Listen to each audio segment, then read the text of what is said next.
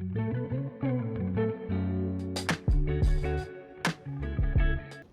here with Parker Owens. He's the founder of Velodex Robotics, and I'm here to interview him.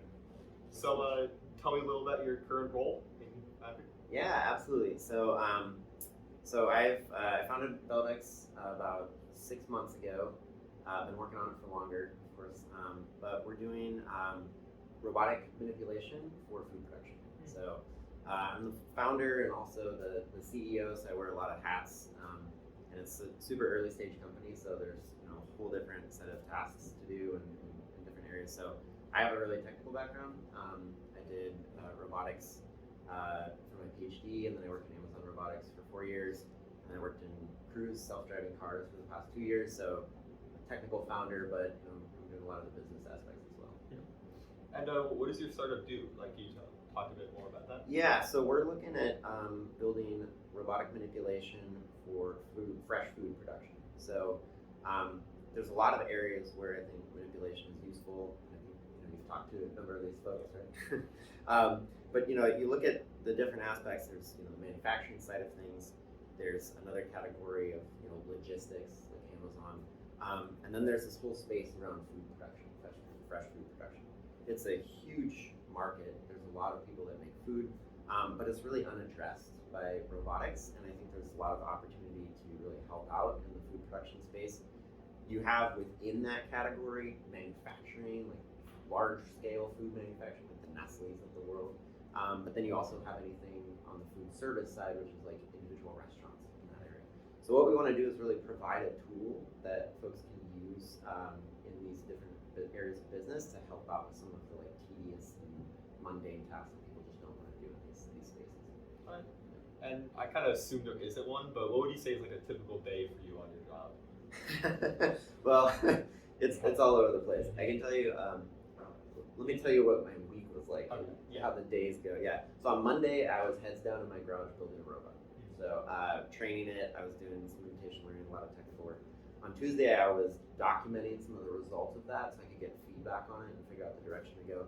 And then met with several of my advisors on which direction to take it, and that was more recap on the discussion.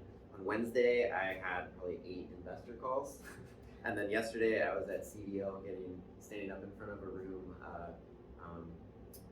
basically being told everything that's wrong with the company and what we need to go do to go improve it. And so I would say all of these, there's lots of conversations. There's like investor conversation, but also this like mentoring and getting feedback from these people who have done this many times and have been successful in this, and really people like telling you, hey, you need to go focus on this aspect, or like this is ways that we've gone about this and have gone wrong. You should be thinking about these things.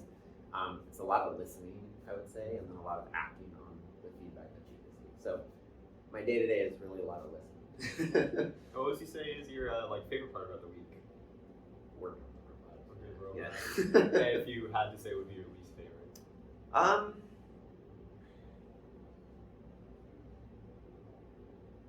That's a good question. I think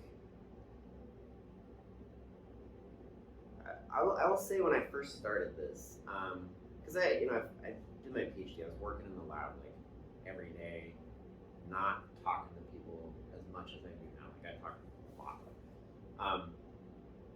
At that point, I was probably much more excited about like just heads down, focusing on technical work.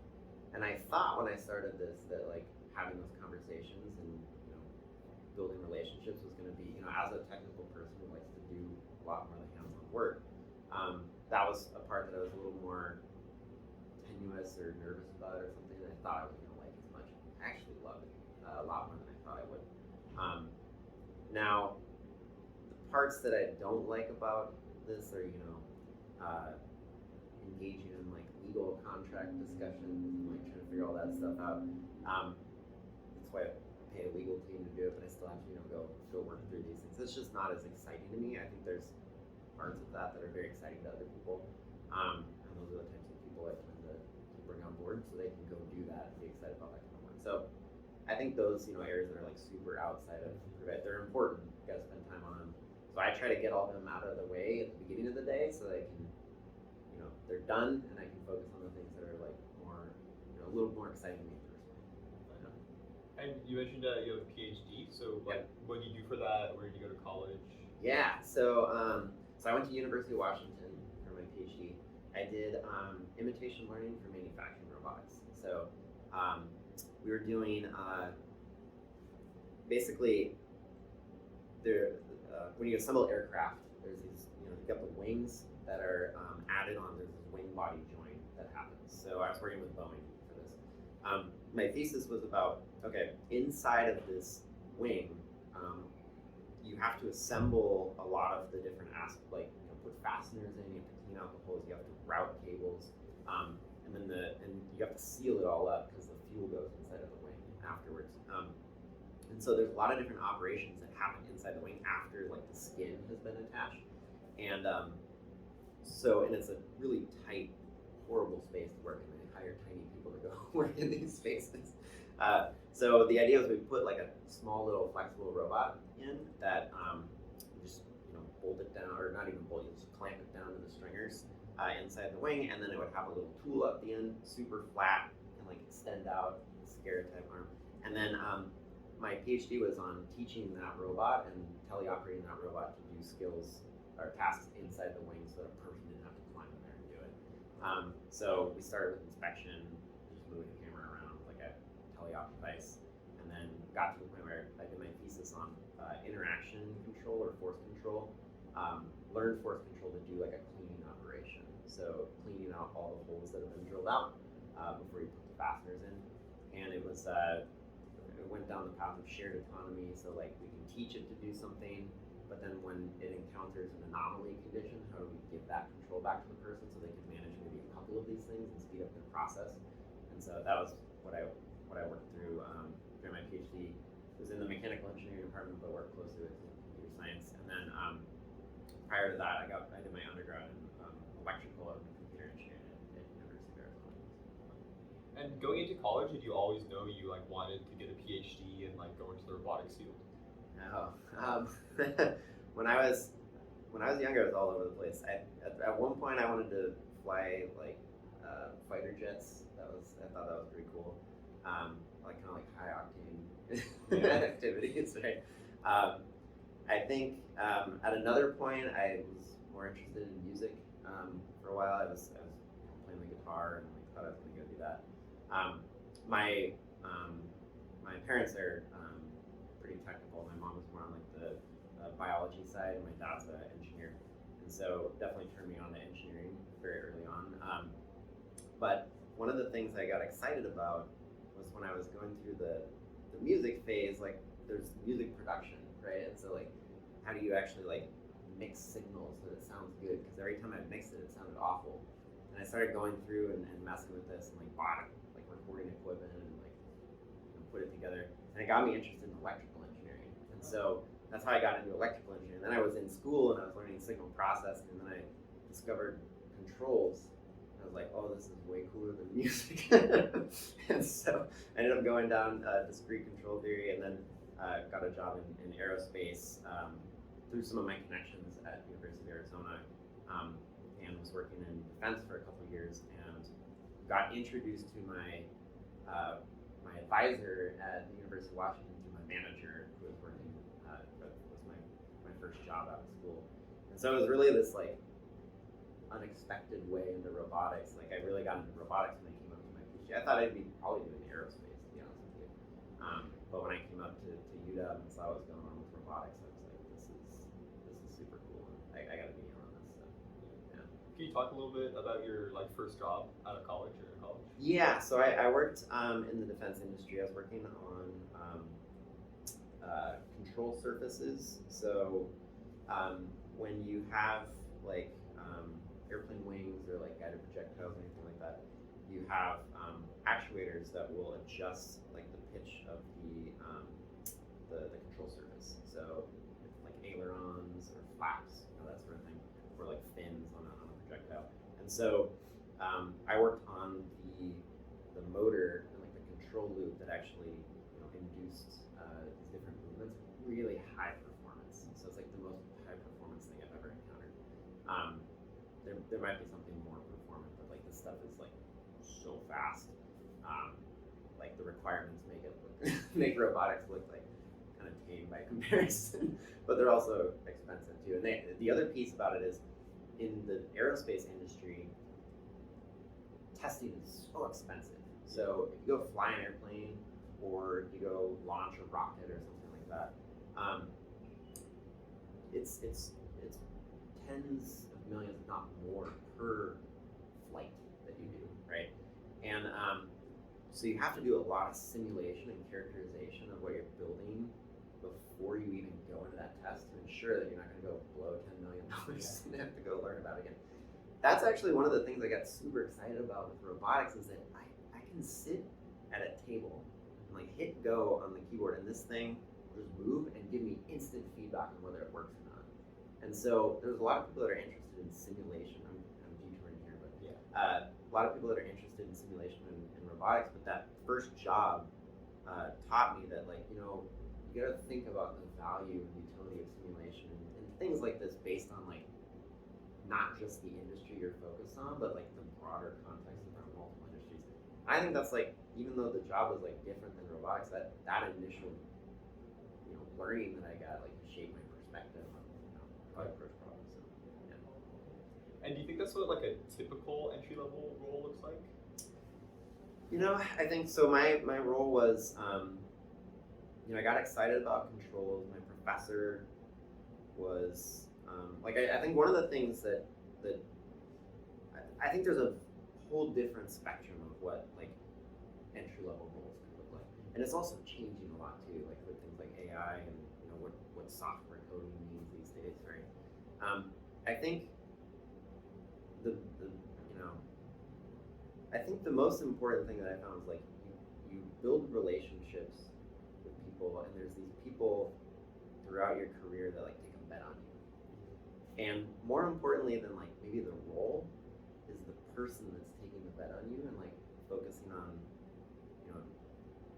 making them proud and like delivering something for them and what they want to teach you. And so that's kind of the route that I've gone, just like following those opportunities. And I can, there's a handful of people that have taken a bet and really changed the course of my career. And I think, an entry level role could be a whole different set of things for different people, right?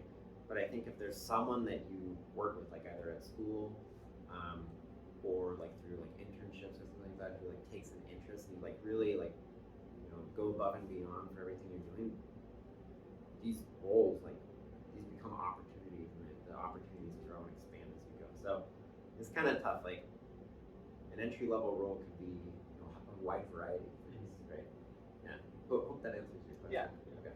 And could you talk a little about your career path, like going out of college into your job, into PhD, and then your other jobs before where you are now? Yeah. So out of my undergrad, I went to the defense and got introduced that way. And then while I was working at that company, my manager, one of the things that made me go back and get my PhD was, I was working there for a couple of years, and I saw that there's all these really smart people in the room, and like a lot of them have PhDs, and they're doing really cool stuff, and I want to be doing that stuff. I thought, okay, I need to go back and get my PhD. I didn't understand dynamics and like mechanics very well, and they were all like doing free body diagrams and stuff. I was like, okay, I understand the electrical piece, but the mechanical piece is missing. So I was like, I'm gonna apply to go to mechanical engineering school so I can like fill that gap, because I think it's important. And my manager connected me with a professor at University of Washington. I applied to a number of other schools like Stanford, Berkeley, these top tier programs, and University of Washington was the only one that I actually got accepted at, because my bachelor's degree, like my initial GPA was like lower, and so like there's this like super high bar for like getting into those programs. But that connection into UW was how I got in, and so following that path and like going like the doors that have opened from that are huge. So I worked in the lab at University of Washington for, I think I was doing my PhD for 4 or 5 years. I met a lot of different folks, but one was my advisor, or he was on my committee, Sid Srinivasa, and he gave me, as I was leaving UW, he was like, what are you doing next? Well, I thought I might go start a company because that sounds kind of interesting. And he was like, well, you could do that, or you could come to Amazon and learn what real robotics problems are. And so I did, and that's how I joined Amazon. Worked there for 4 years. I got an opportunity to join autonomous vehicles. Didn't intend to take it, but one of the things that was really interesting to me was I saw where things were going with machine learning. And I did this for my PhD, like some aspect of machine learning, but not to like the deep learning degree that we have today. And I had to take it because they were really like at the time people that are deploying machine learning for movement. I think that's kind of a center point after like starting after Arizona was like I've been all about motion and movement because I think it's super cool. Maybe it goes back to the fighter pilot thing. But yeah, that's the arc of how I've gotten to where I am. I think since PhD, starting a company has always been super interesting. And I think after Cruise, I've been thinking about it for quite some time actually. And so Cruise was really a way to gain knowledge about going into something like this. So, yeah. And do you have like any advice for like if someone wanted to start a startup, like when in their career they should, like previous work experiences, or maybe if, like how a good idea, just like generally that kind of stuff? Yeah, I'm of a couple minds about this. It's a really good question because like if you're interested in it, you'll hear things like do it when you're super young because you have the time to do it. So like right out of school. You hear these things like, all right, you gotta drop out of school, which is like, I don't buy it. Like Elon Musk like went to PhD for one day and was like, all right, I'm not interested in this. I think like if you set your mind to something, commit to it, right?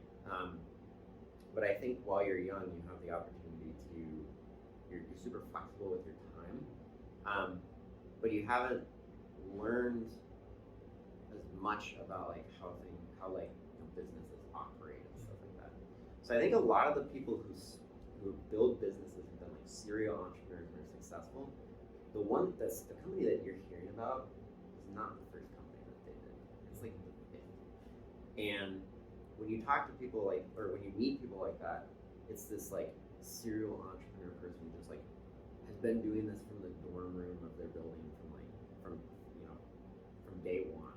Like they've just always been doing it and are obsessed with doing this, and they've just gone through several iterations of failing until they succeed. That's kind of one way to do it. The other way to do it is more of the direction that I've gone, which is like learn about something very deeply in industry and actually have applied it in industry and solved problems. And I think that's more of this like they call it pedigree. Bring like pedigree to the table. That's the other way to do it. But my time is a lot different than what like I've got a family and stuff, right? So the time obligations, even though like I know a lot more than I would have coming directly out of even PhD, you got to think about balancing that time more. And so depending on who you talk to, they'll tell you different answers. I think it really depends on what stage you're at and how excited you are about what you're doing, because like that's the most important thing. It's like if you're super excited about it, you believe in it, like you're gonna go through a lot of challenges and continue to stick with it to make it happen. Mm-hmm. It's that resilience that matters. So yeah, it can be at multiple points to go after. Yeah. And going into like being like creating your own startup, is there anything you found that like you didn't expect or something like new you found? I found that I'm more excited about business than I thought I would be. It's super like the strategy of like how to approach markets. It's like actually there's a lot of overlap between that and like technical problems and like how you like what you tackle first and like what your strategy is to go about doing that. So I think that's something that was interesting. I think the other piece I wasn't expecting is how hard it would be to convince someone to do it with you. Yeah. It was like obvious to me, like, yeah, let's go do this. But like other people are like, yeah, you gotta sell them on it. And so being the salesperson, not to like your customer, I was expecting that, but being the salesperson, like bringing people on board was like, yeah, it takes, you have to have a very clear vision and sell people on a vision of what it will be, because what it is right now is nothing, right? Yeah. but you have to convince people what it will be, and that's a lot of what like the founder role is communicating that vision, I guess. So, yeah. And would you have any like parting advice for someone pursuing a career in STEM? Yeah. So I would say, for folks in STEM, like really kind of that piece I talked about in my career is, finding people and aligning with people that are super strong, and like, taking those opportunities and like looking for those opportunities as well. There's like a handful of people that you meet throughout your career that really take a bet on you, and like going out of your way to like find those people and like really try to build. You don't just want to walk in and be like, hey, I'm so and so, and like it's scary. Like the first conversations that you have with people, you're like, oh man, like this person's like so successful, and like I'm like just starting here and everything, and like they're not even gonna want to talk to me, but they actually really want to like the ones that you want to work with are really interested and excited to meet people that are entering their careers.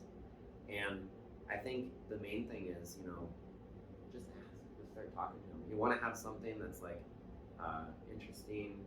You want to, think about the conversation, what your asks are. But I think, just taking that chance and reaching out to those folks and talking to those folks, you'll find people that to align with, and they're the ones that are going to help, guide your career trajectory. So that's probably my most long-winded, but it's probably my advice. Well, thank you very much for your time. Yeah, thanks so much. It's nice to meet you.